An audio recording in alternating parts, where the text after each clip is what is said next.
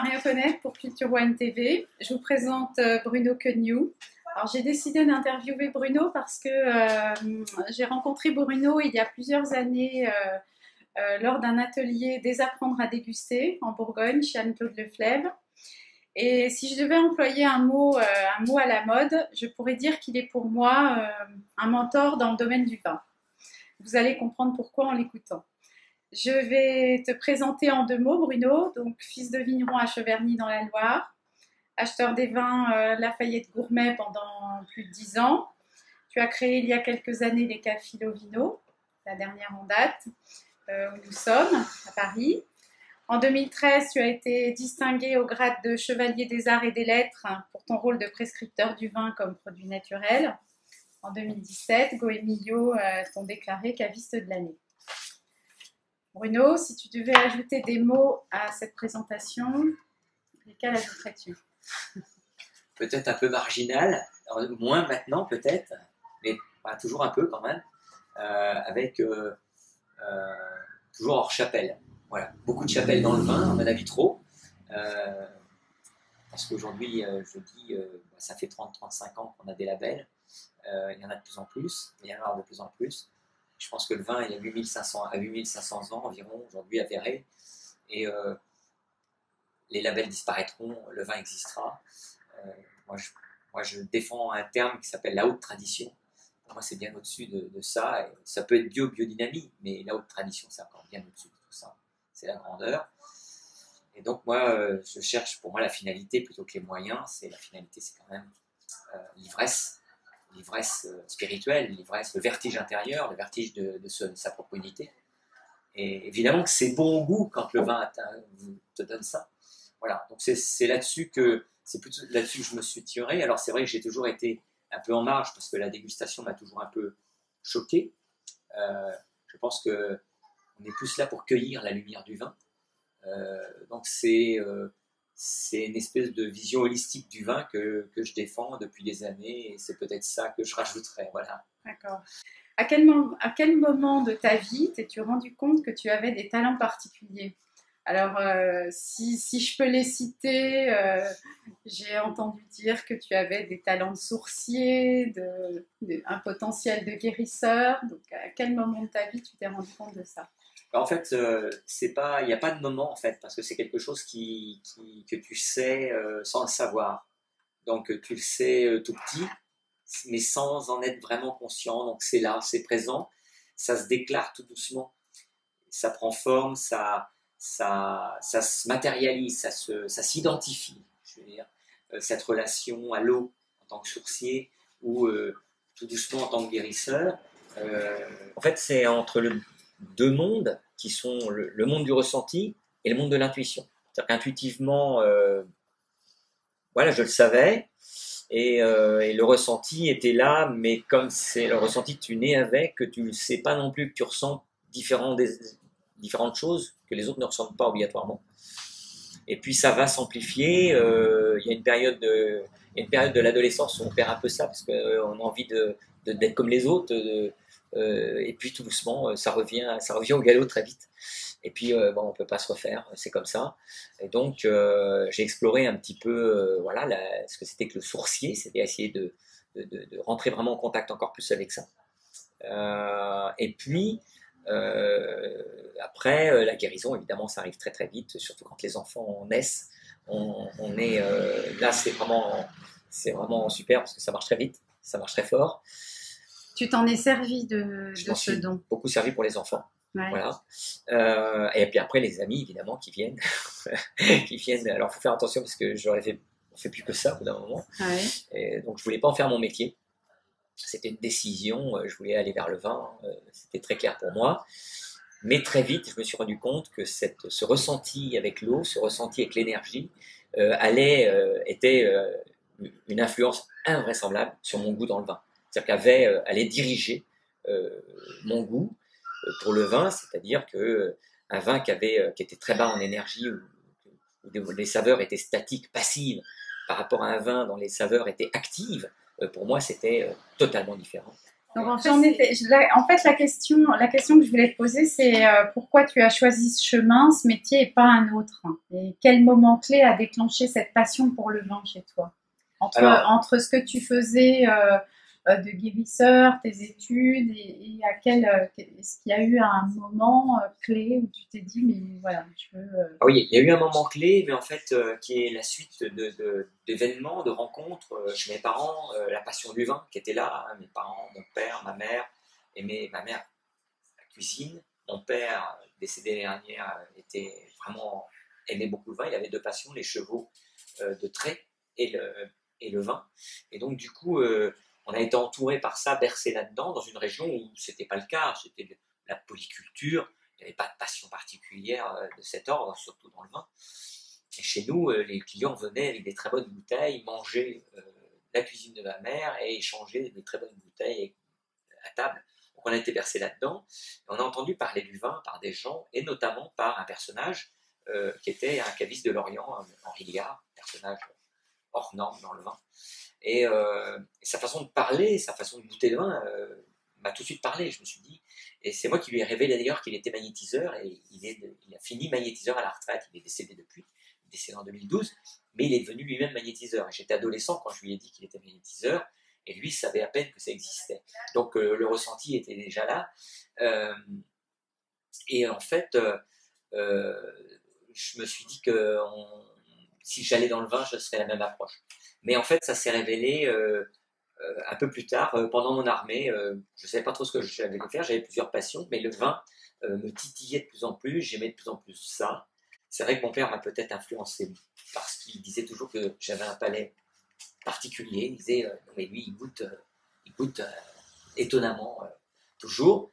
Donc il disait que j'avais une sensibilité. Alors, je ne sais pas s'il parlait de ça, mais en tout cas, il y avait ça.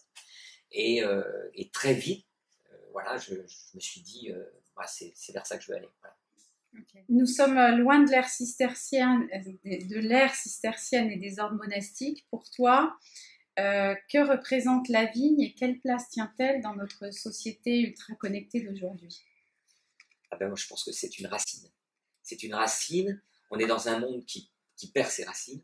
Et c'est pour ça qu'il y a autant de burn-out, de fragilité absolument immense de notre société, parce que justement, on a la perte des racines. Et la vigne est un symbole énorme, puisque c'est la descente dans les profondeurs de la terre, c'est la descente dans les civilisations, puisqu'elle traverse toutes nos civilisations méditerranéennes, et peut-être même plus loin, jusque, comme je vous disais tout à l'heure, 8500 ans avérés aujourd'hui. Donc, on dépasse la civilisation du sanskrit, 7000 ans. On dépasse de plus de 1500 ans l'écriture cunéiforme. On est vraiment dans les racines de notre civilisation. Et si on n'attache pas une importance particulière à ça, c'est parce qu'on a perdu les symboles. Oui. Et ça, c'est vraiment, pour moi, absolument fondamental. Après les années gourous du vin, Robert Parker, Michel Rolland, etc., où les producteurs fabriquaient le goût du vin, le terroir et la géologie sont devenus des mots incontournables dans la sphère Mondovino, Jean-Marie Guffens, célèbre vigneron du Mâconnais, parle de terroir-caisse. Que penses-tu de cette notion? Oui, malheureusement, c'est quand même la majorité, et ça existe encore. On voit bien avec tous les courants, tout ce qui peut être raconté sur le vin. Aujourd'hui, on est passé des buveurs d'étiquettes et vendeurs d'étiquettes et buveurs d'étiquettes aux buveurs de discours et vendeurs de discours. On discourt beaucoup sur les moyens, on parle beaucoup, les gens, moi je vois les vignerons arrivent chez nous pour nous vendre leur vin. Premier truc, ils disent je suis en biodynamie, ou je suis nature, je suis sans soufre, ou je fais du vin en amphore. La finalité, tout ça ne donne pas la résultante. Et donc là, véritablement, pour moi, c'est du terroir-caisse. Quand on est à ce point-là dans le discours des moyens, on est dans le terroir-caisse. On n'est plus... D'abord, on ne laisse pas la place à celui qui va goûter. C'est-à-dire qu'on est en train de lui prouver que c'est bon avant qu'il ait goûté. C'est-à-dire qu'on ne lui laisse pas la place de lui dire maintenant, moi j'ai aimé, moi j'aime faire ce vin-là, mais goûte, et toi, voilà, fais ton opinion. Tu as plein de vignerons qui te disent, voilà, mon vin, il a le goût de cerise, de fraise, c'est équilibré, c'est ci, c'est ça. Mais, oui, mais on veut d'abord goûter et ensuite on ressent. Voilà. Et c'est là où on sent bien qu'en fait on est dans la continuité du système Parker et du système 19e siècle, les experts et le non-connaissant, le non-sachant. Et le non-sachant n'a qu'à bien se tenir. Lui, il doit écouter. Et en fait, en faisant cela, on est vraiment tombé dans l'obscurantisme qu'on a critiqué avant. C'est-à-dire qu'en fait, on ne laisse pas la place à l'autre. Et en fait, on va le diriger, on va en faire un veau. Et après, on dit, le consommateur, il n'y connaît vraiment rien. Ben oui, il ne s'écoute plus. On lui a plus laissé la place pour s'écouter. Donc, du coup, il n'a plus de goût. Et on lui vend du sucre, on lui vend du sel, on lui vend ce qu'on veut. Merci. As-tu toi-même un mentor? Le vin. Le vin, non, je pense que c'est les rencontres humaines. J'aime beaucoup ce livre, Les 7 plumes de l'aigle. Bah, c'est ça, en fait, c'est des rencontres qui nous interpellent. Des gens comme Jacques Cardière, de chez Jadot, qui a été longtemps chez Jadot, c'est quelqu'un qui m'a marqué. Voilà, je parlais d'Henri Liard, mon père qui discourait pas sur le vin, il faisait plus des mimiques. Et quand il était en train de soutirer un vin et qu'il avait passé son vin à l'air, et il mettrait les 2 verres comme ça devant la porte et il me disait, t'as vu celui-là, il a reçu la lumière. Ouais, je ne sais pas s'il se rendait compte de ce qu'il me disait, mais ce que ça allait générer pour moi. C'est énorme, parce que quand je parle de cueillir la lumière d'un vin, c'est quand même quelque chose d'incroyable. Et peut-être que c'est parti de là et que ce ressenti de la lumière dans la matière, je l'ai peut-être commencé à capter ça à ce moment-là. Donc oui, on a toujours... mais des mentors, moi j'en rencontre tous les jours dans les clients. J'ai des clients qui, à un moment donné, disent parce qu'on leur laisse la place, dans les ateliers notamment, eh bien, ils disent quelque chose qui d'un seul coup va nous interpeller. Ben, quelque part, pendant 30 secondes, ça aura été un mentor. Donc c'est ça aussi ce que l'humanité nous propose. Une vraie écoute de l'autre, oui. Voilà. Par ta vision holistique du vin et sa dimension spirituelle, tu as eu des détracteurs, et sans doute en as-tu encore. Comment as-tu vécu et géré la critique? Alors je pense qu'on était un peu fait pour au départ, parce que sinon on ne le ferait pas. C'est toujours pareil. Je pense que c'est comme à la guerre, tout le monde a peur. Mais il y a ceux qui vont y aller quand même et qui vont, on va dire que ce sont des héros, mais en fait ce ne sont pas des héros, ce sont des gens tout simplement qui avaient des valeurs et leurs valeurs ont dépassé leur peur. La critique des fois acerbe, moi j'ai vu des mots sur moi, j'ai lu des mots sur moi qui ont été quand même terribles parfois, ça fait toujours mal. Ça fait toujours mal, mais les valeurs sont plus importantes que le mal que ça a généré. Donc, ça tombe. Et c'est pas pour autant que des fois il faut pas en tirer des conséquences, mais ça n'empêche pas de continuer le chemin. C'est pas aussi, c'est pas de se dire que j'ai raison sur tout. On n'a pas raison sur tout. On creuse une vérité. Cette vérité, elle n'est pas parfaite, et on la creuse, on la creuse, on la creuse indéfiniment. Voilà. Donc du coup, oui, ça fait toujours mal, mais voilà, les valeurs étaient le ressenti. Voilà, moi je savais que ça vibrait, donc si on me dit, et tes valeurs sur lesquelles tu ne transiges pas, tes principales valeurs? C'est ça, c'est cette dimension. Depuis le 19e, depuis le 18e, fin du 18e, les Lumières, on refuse la transcendance. C'est pour ça qu'on passe au transhumanisme en y croyant avec des technologies, on va changer la civilisation comme ça. Non, la transcendance, elle est intérieure.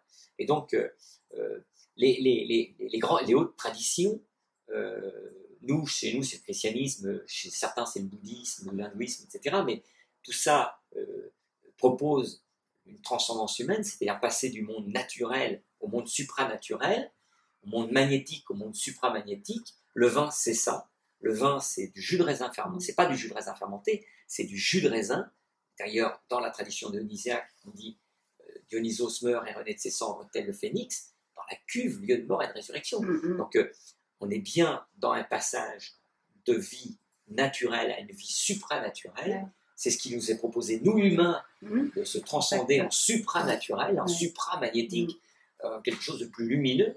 On n'est pas parfait, mais dans cette quête, on va pas se perfectionner en tant que citoyen, on va perfectionner quelque chose de grand à l'intérieur de l'humain. Eh bien, le vin, c'est ça.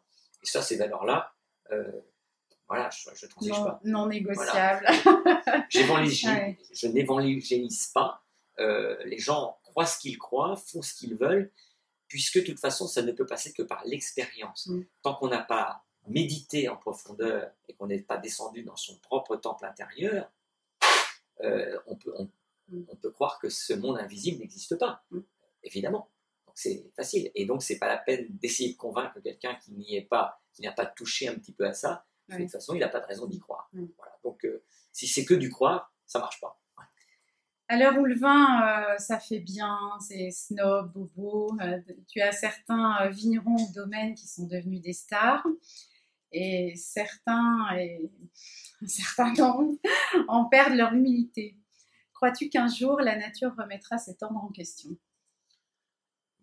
Oui, moi je pense que la nature a une vino veritas, déjà le vin, je pense que comme c'est quelque chose de supranaturel, ça remet encore plus les pendules à l'heure.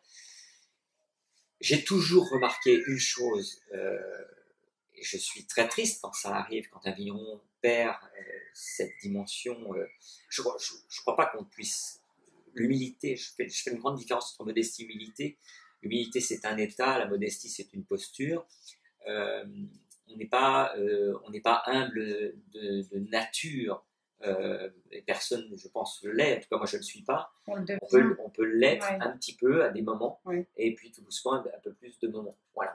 Et en tout cas, par contre, dans l'acte, dans l'agir au quotidien, dans l'état d'esprit à long terme du vigneron, c'est cette humilité face au terroir, à cette dimension des éléments qui vont se transcender justement par l'humilité. Et quand il n'y a plus d'humilité, ce que j'ai remarqué, c'est que la lumière se ternit dans les vins. Et là, il y a quelque chose de frappant là-dessus. C'est que cette gestation, cette mutation qui se produit, cette métamorphose, cette transmutation ne se fait pas de la même façon. Et il y a quelque chose qui disparaît. Et à l'inverse, on peut le voir. On voit des gens, moi je vois au travers des dégustations, et en suivant l'évolution chez certains vignerons, je vois que certains, en vieillissant, font des vins qui sont plus lumineux et plus vrais. Voilà, exactement. Alors que chez des gens plus jeunes, qui étaient plus adeptes de l'œnologie, tu vois, vraiment, et on voit, ça change, il y a un chemin qui se fait. Oui. C'est comme, moins d'ego. Voilà. C'est comme des personnes âgées qui perdent leur besoin de séduction. Et bon, ils vont pas se botoxer, rien du tout, mais il y a une lumière dans leur regard, même dans leur visage, qui n'existait pas avant. Et ça, c'est vraiment, voilà. Et bien, on retrouve ça pour moi. Et donc, c'est pour ça que la nature, ce soit à long terme, tout marche bien, tout va bien. Qu'est-ce qui te rend heureux dans la vie, Bruno? Ben ça, notamment, voilà, parce que je trouve que ça, au bout, ça fait quand même bien les choses. Et puis, encore une fois, tout à l'heure, tu m'as parlé d'un domaine où je n'ai jamais fait une belle dégustation, une belle gustation, je dirais plutôt, de vin, et tu me dis, bah, tiens, mais ça a énormément changé. Le domaine aujourd'hui fait des très très beaux vins. On ne cite pas. Je ne cite pas, mais c'est formidable. C'est formidable. Quand moi, je parlais des sols vivants il y a 35 ans, j'étais vraiment isolé à Paris. Hein. On pensait que ça n'avait aucune influence sur le goût du vin. Et qu'aujourd'hui, on voit qu'à la Bourgogne, la Côte de Nuit, il n'y a plus un sol désherbé. Qu'on voit que ce mouvement-là, avec des DOM, avec du terroir caisse, du biomarketing, ou du biodynamique marketing, etc., tout ce qu'on veut. Mais en tout cas, il y a quand même... Il y a un mouvement d'ensemble. Il y a un mouvement. Et le nombre de vins qui ont une transparence, une brillance des saveurs, etc., qu'on goûte aujourd'hui, n'a rien à voir quand j'ai commencé dans le métier, il y a 35 ans. Donc, ça rend quand même sacrément heureux. Et puis, c'est sur plein de secteurs. Donc, ça va. Comment tu Et puis, l'amitié qui est quand même, et le vin sert sacrément l'amitié. Donc, ici, on trinque toujours. On trinque toujours à la petite bouteille à l'amitié. Comment tu te ressources? Ah, les bois, la marche, les grandes terres. Hein, là, j'arrive d'Auvergne sur les granites. Marcher sur les granites, c'est quand même quelque chose de formidable. Et sur les volcans. La nature. Et puisque pour toi, le vin ne se déguste pas, mais se ressent, quelles ont été tes plus grandes émotions avec le vin? Enfin, avec le vin, ou pas seulement avec le vin, mais tes plus grandes émotions. Vraiment les choses qui t'ont marqué émotionnellement dans ce que tu fais à un moment donné. Dans la vie privée, évidemment, la naissance du premier fils, des 3 fils, mais le premier, évidemment, ça te fait basculer dans un autre monde. Le mariage de mon fils cet été, voilà. Wow. beaucoup d'émotions, c'est énorme. Et puis sinon, évidemment, moi, je peux être très heureux avec une salade de haricots verts qui vient d'être cueillie du jardin, ou des choses simples en fait. Voilà, moi c'est ça qui me rend heureux. C'est vrai, je suis toujours aussi surpris par des vins dans lesquels il y a une lumière, il y a une vibration, il y a un scintillant, les saveurs, quand l'eau est aussi pure dans un vin, elle n'a pas été ternie par une volonté de séduction, par une mécanique, par des gestes brutaux. Quand l'eau est restée pure et c'est elle qui porte tous les champs de force du vin, ça c'est vraiment quelque chose à chaque fois qui est... on est au pied du sapin de Noël avec le cadeau dans les sabots, quoi. C'est à chaque fois, comme un gosse. Est-ce que tu pourrais dire que le vin est sensuel? Oui, moi je dirais plus loin, parce que sensuel, ça reste avec les sens. Et pour moi, c'est plus que ça. Il y a une dimension. Je n'hésite pas à le dire. Encore une fois, ça amène de la critique. C'est pas grave. Pour moi, c'est véritablement spirituel. Ouais. Il y a une dimension pas que dans les grands vins. Un vin d'un petit vigneron qui a fait les choses avec sagesse et humilité peut donner beaucoup. Mais en fait, du coup, je reviens un peu en arrière par rapport à la vigne, parce que tu parles de spiritualité. En fait, la vigne, elle est vraiment cette verticalité. Quand on prend des racines jusqu'au sommet de ses apex, l'homme se trouve au milieu, exactement, où il est au milieu, là où sont posés les raisins. Et en fait, on est vraiment au milieu de cette chaîne. C'est une grosse quête de comprendre le cep de vigne, déjà. Et c'est là des fois où par contre je peux être des fois en désaccord avec des courants actuels quand ils disent la vigne est une plante solaire. Elle était une plante solaire en tant que lambrusque, mais en tant que liane. Elle ne s'enracinait pas et elle grimpait dans les arbres. Oui, l'homme en a fait la contrainte onanisme pour l'amener à s'enraciner dans des profondeurs comme aucun arbre, aucune espèce. C'est-à-dire avant le phylloxéra, quand on était enfant de pied, ça pouvait descendre à 30, 40, 50 mètres. Ça n'existe pas. Un chêne ne s'enracine pas à 50 mètres. Et donc, on est dans la même mythologie que l'homme. C'est-à-dire que là, d'un seul coup, c'est la plante qui va, plutôt qu'aller chercher la lumière à l'extérieur comme le monde profane, elle va chercher la lumière intérieure comme le monde initié. Donc, on est dans quelque chose qui est vraiment dans une mythologie qui est la même, avec les mêmes symboles que l'homme. Exactement. Donc le fruit de cette quête vers les profondeurs de la terre, et des messages de haute tradition qui disaient si tu veux t'ouvrir au ciel, il faut que tu creuses les profondeurs de la terre. Qu'est-ce que fait la vigne? Aujourd'hui, j'entends. Enfin, la vigne de l'homme qui va faire du vin. Il va la faire descendre dedans. Et c'est pour ça que c'est un élixir exceptionnel qui va en être. Je suis complètement d'accord avec toi. Et si c'était à refaire, tu referas la même chose? J'en sais rien parce que je pense que c'est comme un artiste, selon le lieu où il est, au moment où il fait pas la même chose. Donc je peux pas répondre à cette question. En fait, c'est ce que je disais tout à l'heure. C'est à un moment donné, il y a des forces qui te gouvernent, Oui. qui sont peut-être plus fortes que soi. Voilà, j'en sais rien. Mais j'amassais ce que j'ai fait. Et as-tu un rêve que tu n'as pas encore réalisé? Bah, peut-être faire du vin, moi, personnellement, je ne sais pas, mais je pense qu'il est déjà un peu tard parce que c'est un investissement très très lourd de faire du vin. Je ne sais pas. Je pense que le rêve qui n'est pas réalisé, peut-être, c'est que Filovino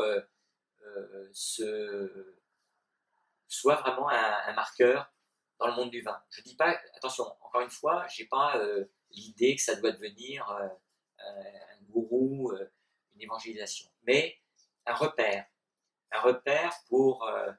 on voit bien que les gens sont un petit peu paumés dans tous les labels. Un trait d'union dans la compréhension. Voilà. Moi, ce que j'ai envie, c'est que ça soit véritablement un gardien de valeurs de la haute tradition. Où, chez les physiciens, on parle on a un terme pour ça, mais peu importe le terme, mais ils disent par exemple, si on change trop vite les vertus d'un matériau, il perd ses vertus initiales. Eh bien, sur 2 siècles, mais surtout depuis, si on prend les années 60, on a changé énormément de choses, que ce soit dans l'agriculture, dans la viticulture et dans la vinification. Et en fait, on ne s'est pas rendu compte qu'on perdait des valeurs profondes de ce que c'était que ces vins, cette lignée. Moi, je parle de lignée, je parle des ancêtres pour qui j'ai le plus grand respect, même s'ils ont fait des erreurs aussi. Chaque génération fait des erreurs. Mais si une génération considère qu'elle est plus intelligente que toutes les générations qui ont précédé, et que même la somme de ces générations, ça va être un peu compliqué. C'est un peu ce qui se passe depuis le 19e siècle. C'est qu'on se prétend plus intelligent que ces gens qui sont restés au Moyen-Âge pendant si longtemps. Et c'est là où le bas blesse, parce que les valeurs enseignées pendant tout ce temps où tout allait lentement, ces valeurs-là, c'était pas rien. Et nous, on va vite, et on est en rupture. Oui. Voilà. Et si on veut faire des grands vins, on ne peut pas se passer de cette mythologie, de ces valeurs enseignées. Et c'est des valeurs de lenteur, de silence qu'il faut retrouver.